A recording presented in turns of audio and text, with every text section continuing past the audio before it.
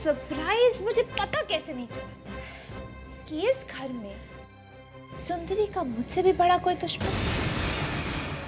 लेकिन एक बात जो मेरी समझ में नहीं आ रही है वो ये है कि काजल, अगर तुम अंधी नहीं तो फिर ये अंधेपन का नाटक क्यों? डरो मत काजल, क्योंकि निहारिका कोई भी कदम जल्दबाजी में कभी नहीं उठाती। पहले सुनूंगी, फिर समझूंगी, फिर सोचूंगी कि क्या करना। और हो सकता है मुझे अपनी कहानी सुनाने से तुम्हारा नुकसान तो कम, लेकिन फायदा हो जाए। बताओ मुझे कि सुंदरी को कैसे अंधेरे में ढकेलना चाहती थी तुम? ऐसे अंधेरे में जहां सुंदरी हमेशा हमेशा के लिए गुम हो जाए। ऐसी मौत मैं देना चाहती थी सुंदरी को कि अपनी मौत से पहले वो 1000 मौतें मरे हैं। बहुत गहरी चोट खाई लगती है।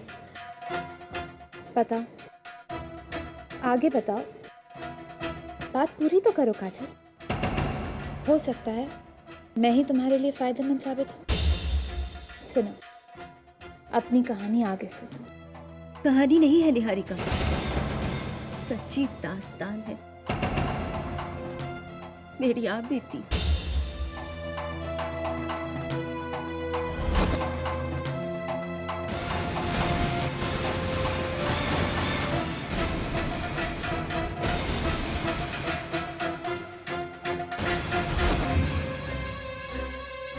बहुत दुख भरी कहानी है काजल,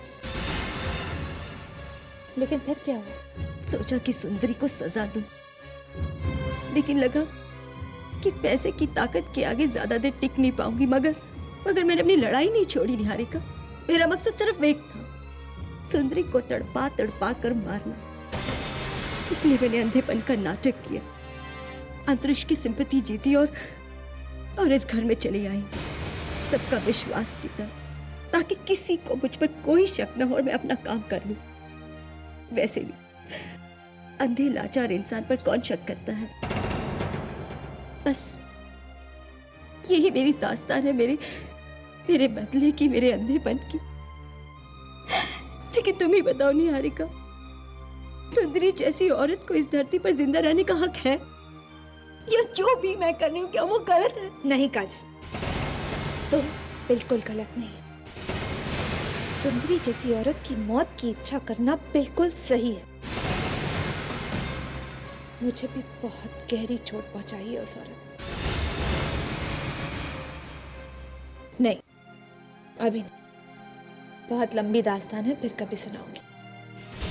लेकिन अगर हम दोनों एक होकर आपस में हाथ मिला लें तो सुंदरी कहीं की नहीं रहेगी।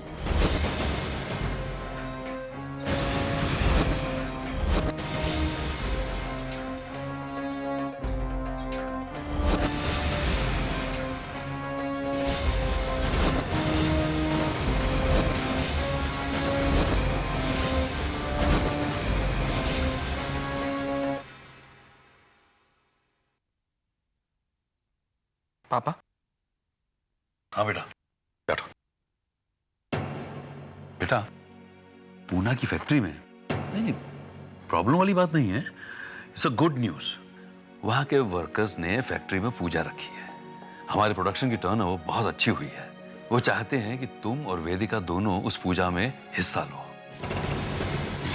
बेटा, पति पत्नी जब पूजा में इकट्ठे बैठते हैं ना तो पूजा सफल मानी जाती है। पापा जी, मैं सोच रही थी कि अगर रुद्र भैया और निहारिका इस पूजा में हिस्सा ले तो ज्यादा अच्छा होगा, क्योंकि रुद्र भैया ने इस फैक्ट्री की तरक्की के लिए बहुत मेहनत की है। लेकिन बेटा, पूना की फैक्ट्री तो ध्रुव ने शुरू की है ना। पापा जी, लेकिन अगर रुद्र भैया को एक चांस मिलेगा तो उन्हें बहुत अच्छा लगेगा, है ना? ठीक है, तो पूजा के लिए रुद्र और निहारिका को भेज देते हैं। Okay dad. बेटा, वो टैक्स रिटर्न्स को कुछ पेपर्स सीए ने भेजे, जरा जहां जहां मार्क किया साइन कर दो।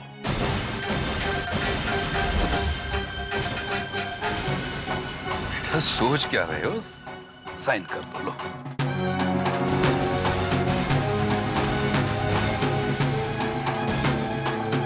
ये क्या? खुद खुद ही कहते रहते हैं कि ध्रुव से ज्यादा काम मत करवाओ। अब उसके आते ही सारा काम उसे थमा दिया। अभी तो इन लोगों ने खाना भी नहीं खाया है। जाओ बेटा, तुम लोग खाना खा लो, पेपर्स बाद में साइन हो जाएंगे। ये लो बेटा, फाइल लेते जाओ, साइन करना मत भूलना। जाओ बेटा, जल्दी कर देना। हाँ, दिस इज नॉट पॉसिबल। मैं ध्रुव का हमशक्ल हूं, मैं उसकी सिग्नेचर्स कॉपी नहीं कर सकता। देखिए, 26 घंटों तक ध्रुव की तरह बिहेव करना आसान था, लेकिन मैं अपने आप को ध्रुव की तरह कैसे बना दूं? और जब यहां दिन रात रहने की बात आई है तो पता नहीं कितनी सारी बातें और कितनी सारी प्रॉब्लम्स का सामना करना पड़ेगा मुझे। कैसे बना पाऊंगा अपने आप को ध्रुव? मैं बनाऊंगी तुम्हें ध्रुव। तुम्हें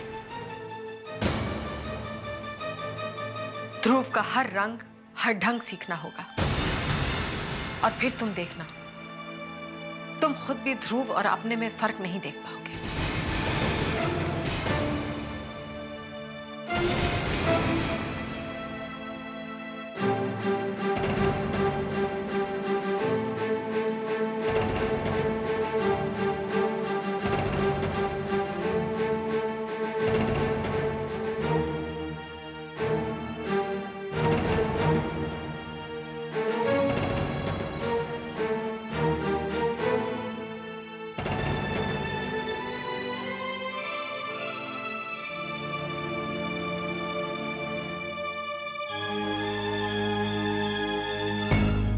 वेदिका, कहाँ हो तुम?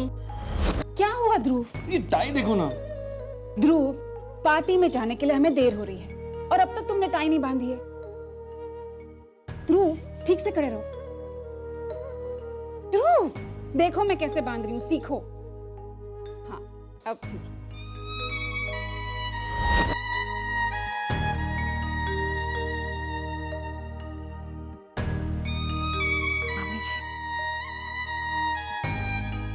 मम्मी जी, आपको पता है,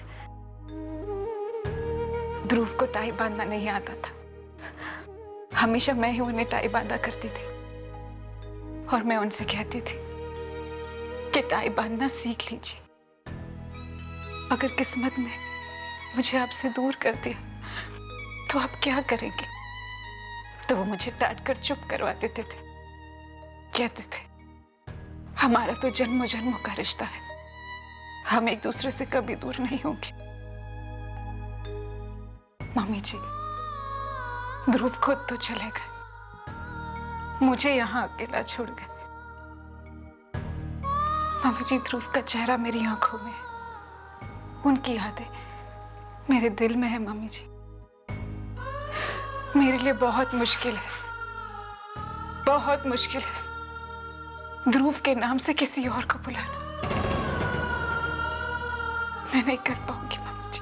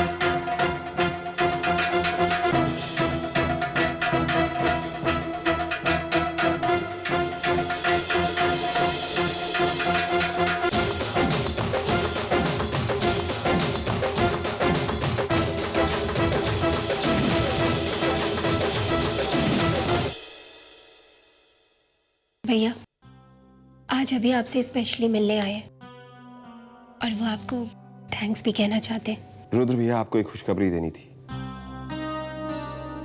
आपके दबाव डालने से राहुल मर्डर केस रीओपन तो हो गया और साथ ही में हमारी 1 महीने की मेहनत भी सफल हो गई। हमारी इन्वेस्टिगेशन टीम ने कोल्हापुर में एक कॉन्ट्रैक्ट किलर को पकड़ा है। हमें शक है कि राहुल का मर्डर करने के लिए उसे किसी ने सुपारी दी थी। मुझे पूरा यकीन है कि उस कॉन्ट्रैक्ट किलर के थ्रू मैं उस शख्स तक पहुंच जाऊंगा जिसने राहुल का मर्डर करवाया। वो आदमी जो आप लोगों ने पकड़ा है, पूछताछ की उससे? नहीं भाभी, अभी तक वो मुंबई नहीं पहुंचा। बस उसके मुंबई पहुंचने की देर है। मुझे पूरा यकीन है कि वो मेरे सामने सब कुछ पक देगा, सब कुछ। ये अच्छा नहीं हुआ रुद्र। मैंने तो तारा को समझाने की कोशिश भी की थी कि जिन बातों पर अतीत की धूल चढ़ चुकी है उसे हटाने की कोशिश ना करे। पर निहारिका, जब वो धूल हटेगी तो एक ऐसा तूफान आएगा जो तारा की आंखों में मेरे लिए नफरत भर देगा। निहारिका, मैं कितना बदकिस्मत हूं, इतने सालों के बाद बहन का प्यार मिला। पर नहीं जानता था कि उस प्यार पर भी मेरे काले कर्मों का साया पड़ जाएगा। पर निहारिका, जब मैं इस परिवार में आया था तब तो मैं रिश्तों और प्यार की समझता ही नहीं था। मेरे दिल में तो बदले और गुस्से का जहर भरा हुआ था। लेकिन राहुल कभी भी तारा के लायक नहीं था। वो तो इतना गिरा हुआ इंसान था। जानता हूं कि राहुल एक गिरा हुआ इंसान था, मगर इंसान तो था ना। एक इंसान की जान लेने का हक सिर्फ भगवान के हाथ में होता है, किसी इंसान के हाथ में नहीं। अगर भगवान राहुल को तारा के हाथ से छीन भी लेता तो वो भगवान की मर्जी होती, मगर मेरे कहने पर राहुल का खून करवाया गया और वो एक हत्या, और हत्या की सजा फांसी होती। अगर मेरी बहन को अपने पति के हत्यारे को फांसी की सजा होते हुए देखकर खुशी होती तो वो सजा मुझे मंजूर है। मैं अपनी बहन की खुशी के लिए कुछ भी कर सकता। लेकिन तुमने तारा को जिंदगी भर की खुशियां भी तो दी, अभिमन्यु जैसा जीवन साथी दिया, अपनी बहन को उसकी मांग में दोबारा से दूर सजाने का हक भी तो दिया है।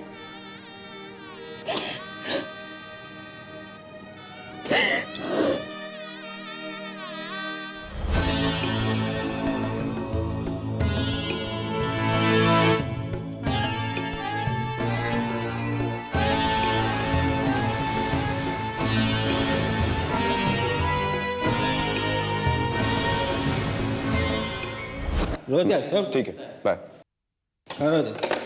सलाम सर। क्या हुआ, ये फिर से आ गया? बाहर लगता है इसका दिल नहीं लगता। अब क्या क्या इसने?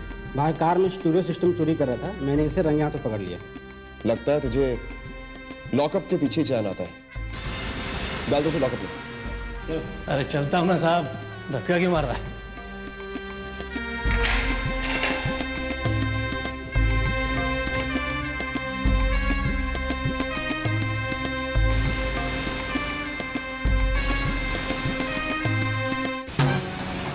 दिख गया वो जिसके लिए मैं यहाँ पर आया हूँ।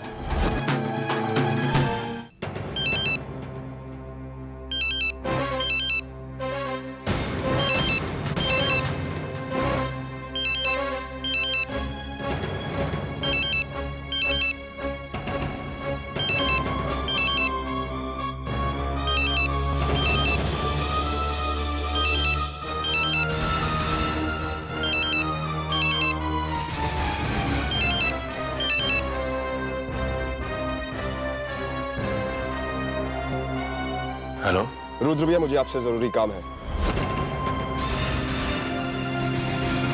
अभिमन्यु, मैं खुद पुलिस स्टेशन आ रहा हूँ। नहीं, आपको यहाँ आने की जरूरत नहीं है, मैं आप ही की तरफ आ रहा हूँ।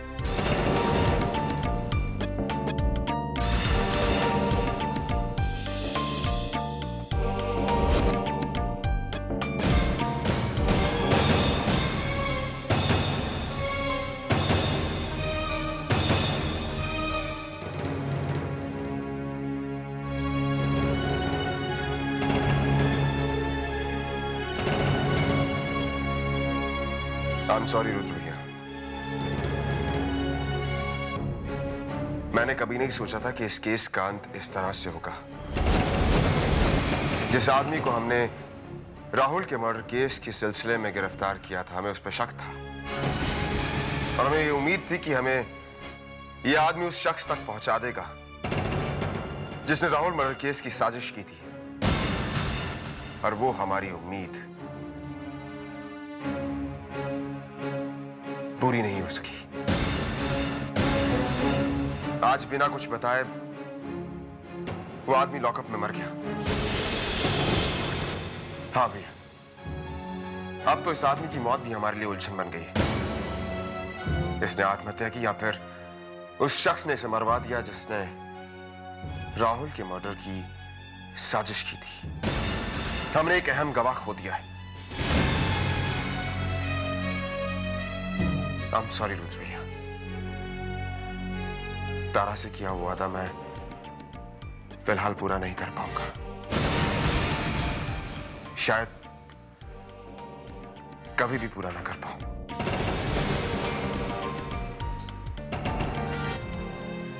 चलता।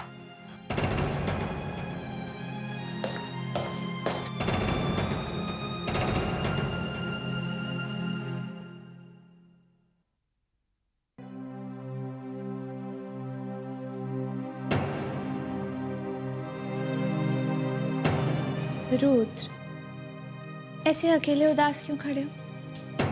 अब तो हमारी जिंदगी पर मुसीबत के जो काले बादल मंडरा रहे थे वो भी छट चुके। क्या हुआ? निहारिका, मेरे सिर पर गुनाहों का साया अब भी है। माना कि हमारे सिर पर जो तलवार लटक रही थी वो कुछ देर के लिए हट गई है, मगर ये बात दोबारा भी उठ सकती है। जिस आदमी की लॉकअप में मौत हुई है उसकी छानबीन होगी, बातों की तह तक पहुंचा जाएगा और तह तक पहुंचते पहुंचते मेरा नाम भी कहीं ना कहीं सामने जरूर आएगा। निहारिका, मैं हर समय डर डर कर जी नहीं सकता। ये तुम क्या कह रहे हो रुद्र?